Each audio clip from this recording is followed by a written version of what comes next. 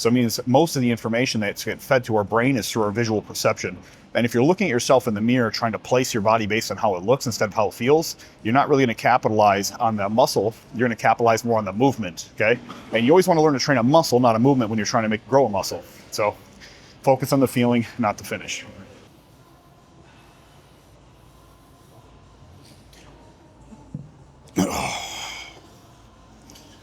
Well, good morning. Oh, one of those days, friend. It is 4:12 a.m. and we're just getting our day started here. I woke up at 2:30 actually today. I'm starting a new routine because now I have clients from like 6 a.m. until like 3 p.m. So I'm going to be pretty stacked today. I'm only actually able to eat once while I'm here too, which is kind of like putting a fucking wrench in the equation because I'm trying to build some muscle here. And I need to get my food intake up. But such is the reality of life. You know, I am blessed. I'm not going to make any complaints here because I'd rather be busy than bored. However, today we're going to do some chest. And I ate a significant amount yesterday because I didn't work out, and I just tried to refuel for today because chest is definitely one of those muscle groups that I feel like I've been lacking for quite some time. And as a result of that, I definitely need to put some concentration and effort into growing it, right? So going to have a full and eventful day today, but it's the ass crack of dawn, and I'm going to cruise through this workout because I only have about an hour. I need to start doing some cardio too in the like after my lift, so about 20 minutes of walking. So let's kill through this workout real quick. I'll stop along the way, give you some tips and tricks, see what I can offer you advice-wise, and we'll see where we go from there. But let's get to it.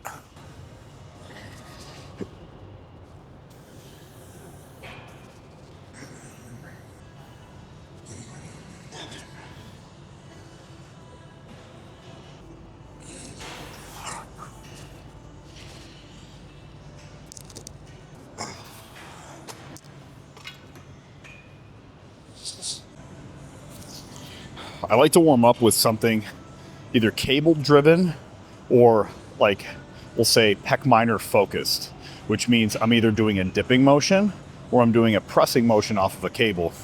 And the reason being is because I like to try to loosen up my chest, you know, just like many people. My posture gets tight, you know, because gravity's always fighting my shoulder complex down and forward, you know. And I always like to explain, you know, when people get rigor mortis, like when they die, their whole body flexes to the inside, right? That's because all the muscles that bring you to the inside, like towards your heart, towards your like torso, are stronger than the ones that open you up, right? So waking up in the morning, trying to stretch everything out, a couple things I like to do is maybe some sort of like opening movement, right? You could lay on a foam roller, you could put your arms just like this, like in a touchdown position, and let your body stretch open for external rotation. Or you could do like that movement I do on the cable with the band to help open up the back and chest. Or you can do like a dip motion, or sometimes I'll do like a cable pressing movement. So that's what I'm doing right now. I'm going to do a few more sets of this. This gives me a great squeeze at the bottom too, but also opens up and loads and stretches my chest without putting a heavy tension on my elbows using like a free weight or even like a fixed machine. So I definitely like to warm up with this, pump some blood into the chest, get it all engaged. And that way when I go and do my pressing motions and my fly motions, I'll feel them a hell of a lot more.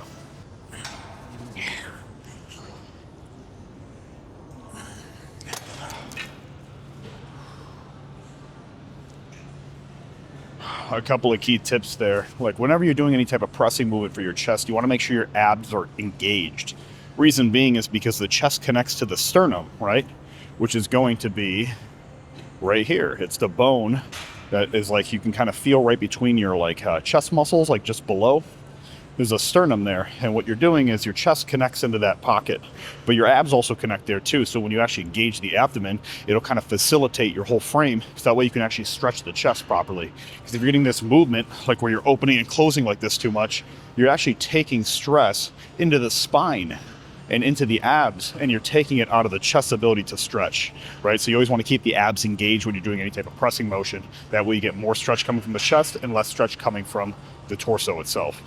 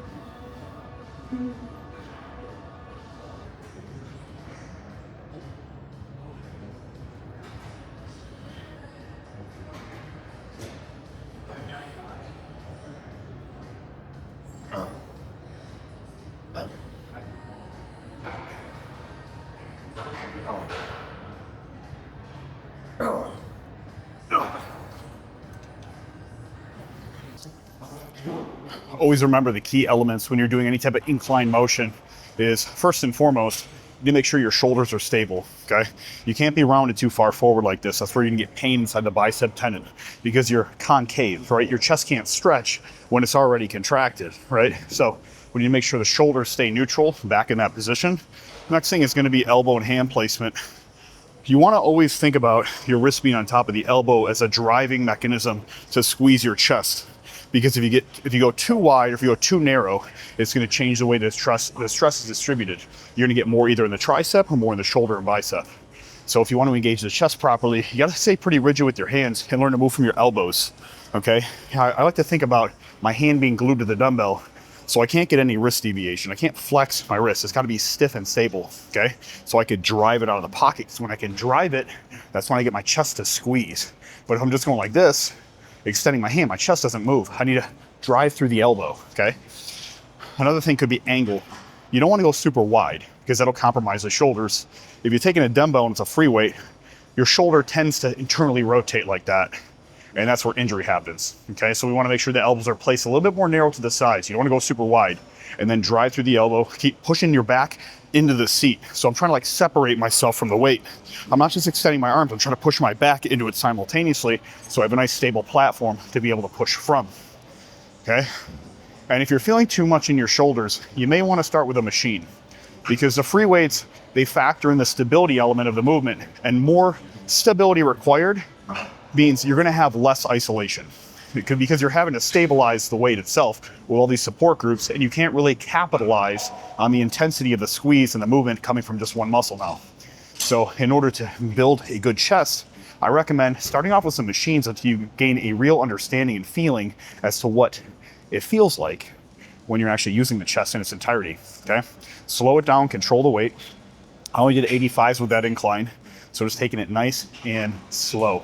And if you feel too much in your elbows, you feel too much in your shoulders, well, then you may want to be conscious of what you're doing, where your placement is. I always tell people, close your eyes. It's kind of like a stimulus, like when you're driving a car, for instance. You know, when you're looking for an address, you turn down the volume because you're trying to remove sensory stimulus from your brain so you can focus, right? Same thing goes when you're training, is you want to remove sensory input. Excuse me. And most of it comes from your eyes. Right? Out of the 10 million sensory neurons in your body, 70% of those are in your eyes. So it means most of the information that's fed to our brain is through our visual perception. And if you're looking at yourself in the mirror, trying to place your body based on how it looks instead of how it feels, you're not really going to capitalize on the muscle. You're going to capitalize more on the movement, okay? And you always want to learn to train a muscle, not a movement, when you're trying to grow a muscle. So focus on the feeling, not the finish.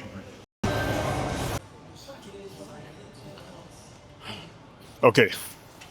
So if you're doing any type of dip variation and you actually have one of these machines, I highly recommend you start with it, at least until you gain an understanding of how your chest functions during a dip movement. So you can take it out of your triceps and shoulders and keep it in the chest. So a couple things, if you have this machine, first thing you want to do is drop the seat real low. Why? Because you want to be able to stretch your chest out of the pocket. And if the seat sits higher, you're going to actually touch the weight to the stack before you actually get a full stretch, okay? So we want to make sure that seat's nice and low for us. Secondarily, we want to make sure these handles are flipped to the outside there, okay? When we flip them to the outside, that creates a wider base for us, and it takes that narrow grip out. Because I want you to think about like a narrow grip, like, you know, push down or like bench press is more so focused on the tricep. So when we have a narrow grip like that, it's going to put more stress on the tricep and less on the chest. So now what we're going to do is we're going to have a seat, and as you see, even from the top range, my shoulders are really far back, okay? Because that's where I'm going to get that stretch in my chest itself. Same concept with any type of pressing movement. You want to make sure that your wrists and your elbows stay within a straight line. You don't want to bend them too much, okay? That way I'll stretch my chest out. And this is actually training something you call the pec minor. It's a tiny little muscle that connects to the top of your shoulder blade and then connects to the top of your ribs here. And what it's responsible for doing is locking the shoulder blades down like this, okay? Or the shoulders down. So it pushes them down into that pocket. And when you build that muscle, it'll really add some dimension and girth to the top of the chest here. So what I'm gonna do is I'm gonna position my hands push my back all the way against the seat, keep my chest up high. And when I drive through, I'm thinking about squeezing my chest, but then coming all the way through my motion. This depression movement is very important. And then same thing, when I'm coming up top, I want to get a big stretch. So I'm pinching my shoulder blades and allowing them to elevate and raise, okay? And then I'm going to push all the way back down to a big squeeze. And then I'm just going to continue my set going nice and slow, keeping the stress where it belongs. Also, try to stay pretty light with your hands. You're not trying to give this machine a death grip. You need a lot of tricep engagement if you do that. So keep the hands nice and light. Drive from the elbows. And if you do this right, you won't need a lot of weight.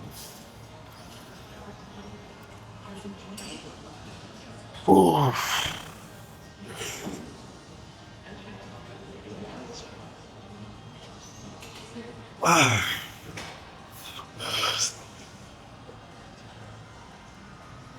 Ooh.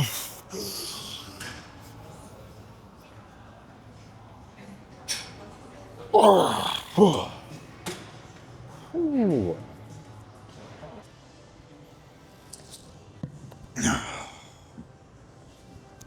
Good morning. Man, I am shaking like a leaf in the wind right now. My hand's already like, I don't know if you could tell, a little bit jittery this morning. So I am starting a little mini cut, we'll say, for my Hawaii trip coming up in December. So my wife and I are going on a little scuba diving trip. One of my clients actually invited me out there. He has a big networking party, like winter event that he hosts every single year in Hawaii. This is a little scuba diving expedition. It's going to be at the Hilton out in Kona, so it'll be a great little trip. I've actually been to Hawaii multiple times. My wife has not, so this will be her first time. With that being said, the opportunity to meet one of my clients' network, I got to make sure I come in tip-top shape. So I'm going to do a little mini cut. What that looks like exactly is I tweaked my diet a little bit. My macros are going to be around 350 protein, 350 carb, around like 80 grams of fat. And then as I kind of get closer, maybe I'll taper down the carbs just a little bit. We'll kind of see, as my physique progresses, and we'll play around with my energy levels, my strength, the pumps.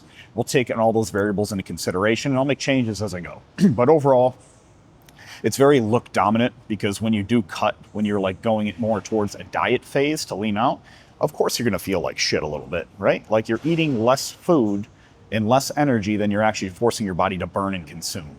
So I bought a recumbent bike too, so that'll come in on Tuesday. It's Monday, so it'll come in tomorrow.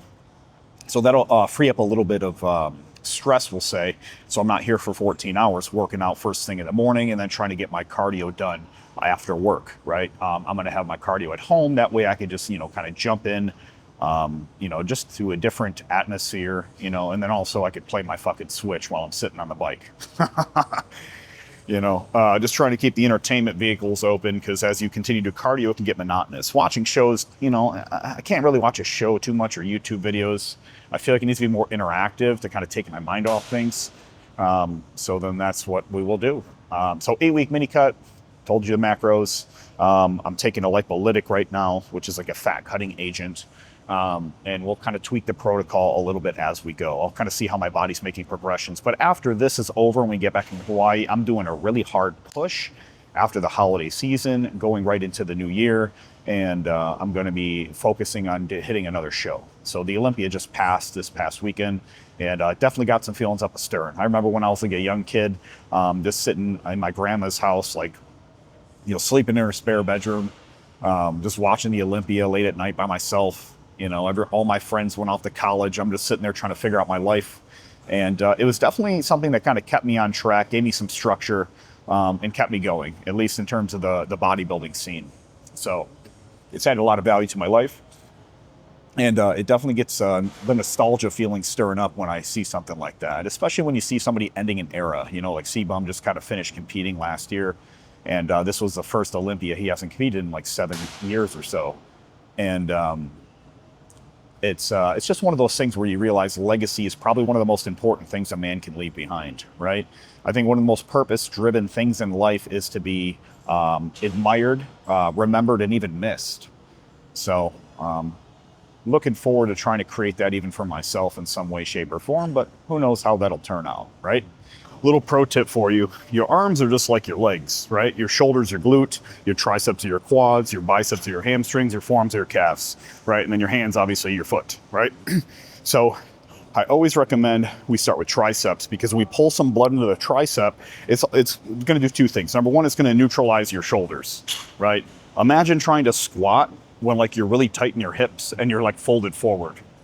So we want to try to do some extension work to basically open up the shoulders and bring them back into this extended movement right here. That's going to allow us better access to our biceps, which is going to create more stress over a longer period of time. So we're going to start off by warming up our elbows for that reason. Secondarily, this is the biggest joint we're functioning off of when we do any type of arm movements, right? Is our elbow. We're doing an extension, we're doing like a curl most of the time, right?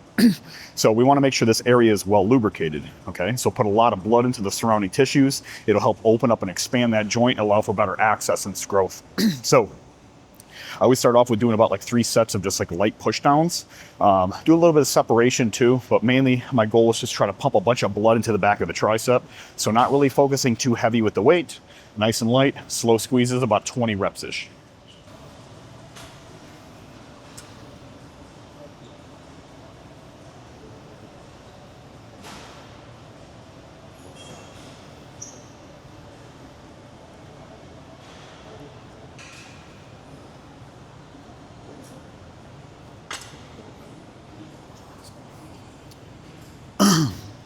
All right, so small movement, bringing the elbow forward, okay, and then bringing it backwards.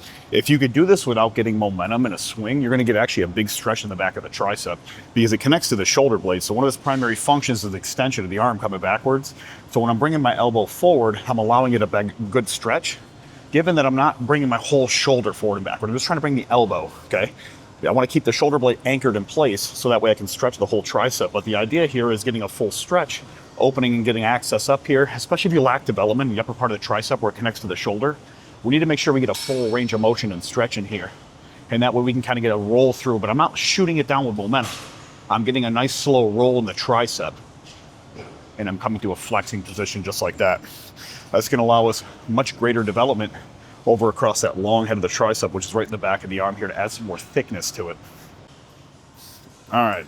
I think we're going to fuck around with this bar today. Right here. What I like about this too is the tension's not actually in line with where your hands are. It actually comes up slightly on an angle, so it creates a different type of stress. It's kind of hard to explain. It's something you need to kind of feel out, right?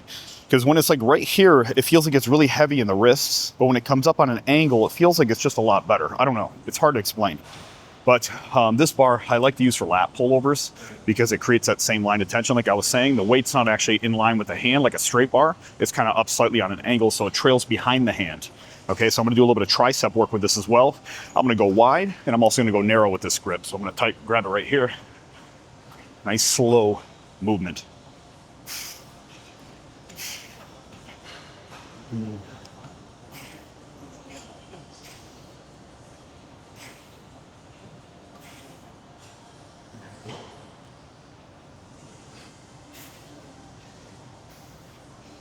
Super light there.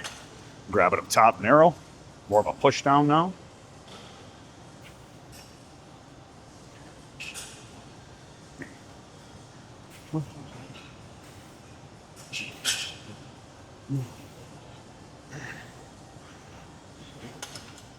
All right, getting the juices flowing here. Let's add some weight.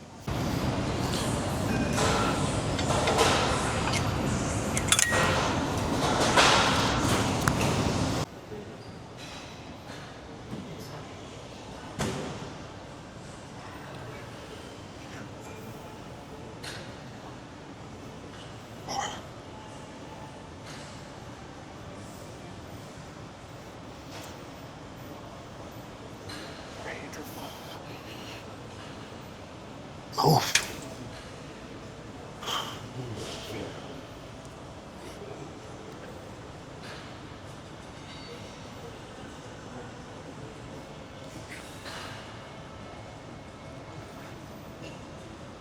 Oh, fuck. Okay, I'm gonna jump to some bicep curls now. I'm using an easy bar. That's a W-shaped bar. It's gonna be this boy right here, okay? I'm actually gonna grab it wide grip here to open up because I got a wider shoulder base.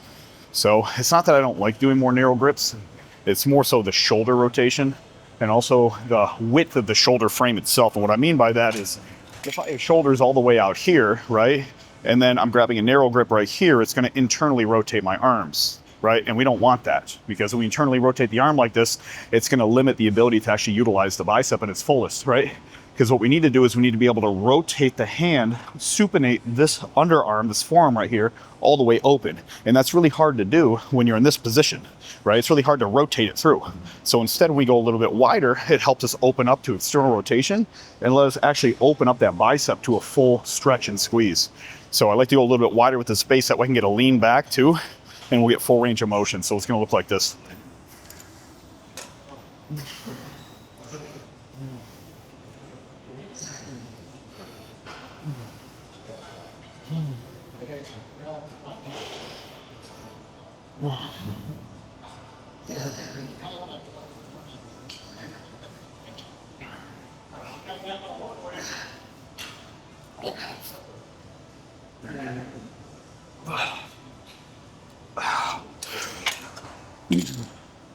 Just like that. Same concept. I never just jump into a fucking heavyweight. I mean, if you're one of those dudes that jump on the bench press and you fucking throw 45s on for your first set, you got to give your body some time to wake up, okay? Just hit a couple lighter sets, get some blood into the muscle before you really start trying to push the weight loads.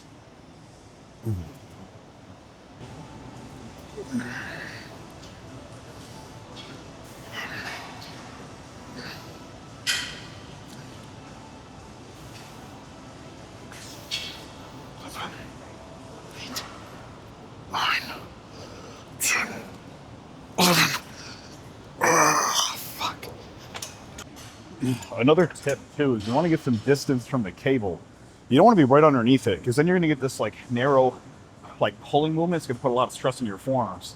You want to get your elbows out front more, but obviously you can't do that with the cables directly below you. So you take a few steps back. Take a few steps back. That way you can actually lean backwards too to get a full stretch in the biceps. Pinch your shoulder blades, and that'll create a much better angle of tension throughout the bicep. And it's not about what you're doing, it's how you're doing it, right? So a lot of people are trying to pick all these fancy exercises. It's not about how fancy the movement is, it's about how effective it is. Just remember, simplicity scales, okay? Simplicity scales. Pick the shit that's simple that you can actually get a higher return with, right? Like high return movements. You don't need to do all this crazy shit. You just need to do things that work, right? So use the metric of feeling, because if we don't feel something on the body part that we're trying to train, probably not isolating it to its fullest, which means we're probably not going to make that body part grow. So focus very heavily on the feeling, not the finish. Find a weight that works, find an exercise that works, and then try to squeeze the fuck out of every one of those reps. You know, it took me a long time to start to actually grow my arms. It's one of the more stubborn body parts for me. And if you're having a hard time growing your arms, you have to ask yourself, are you getting a full range of motion when you're doing any type of curling motion or any type of extension motion? Like I was mentioning with that rolling of the elbows for the tricep to help fully stretch it.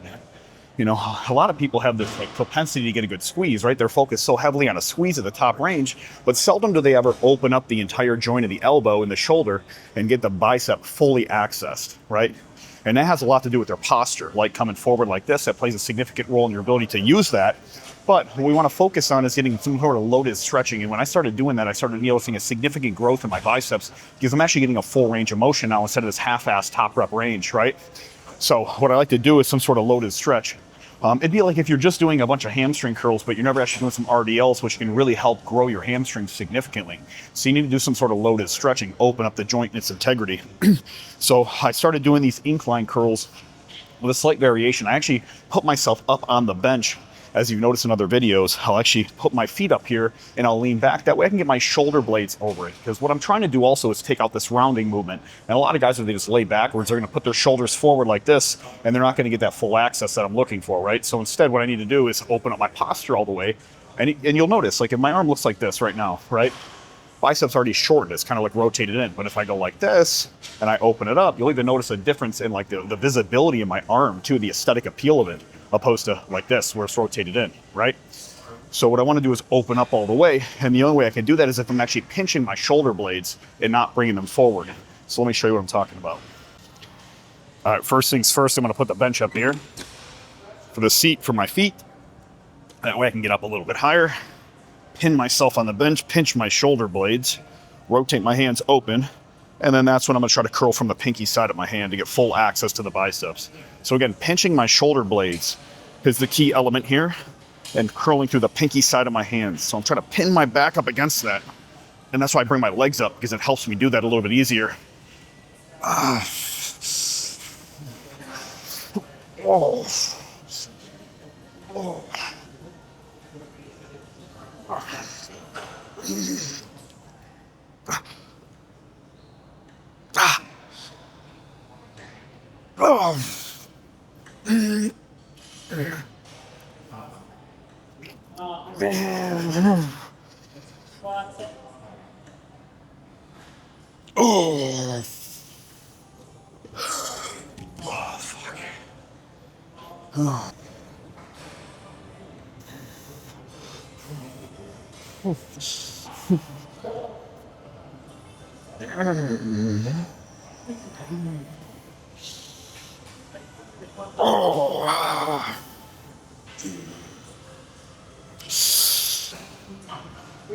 Oh, fuck.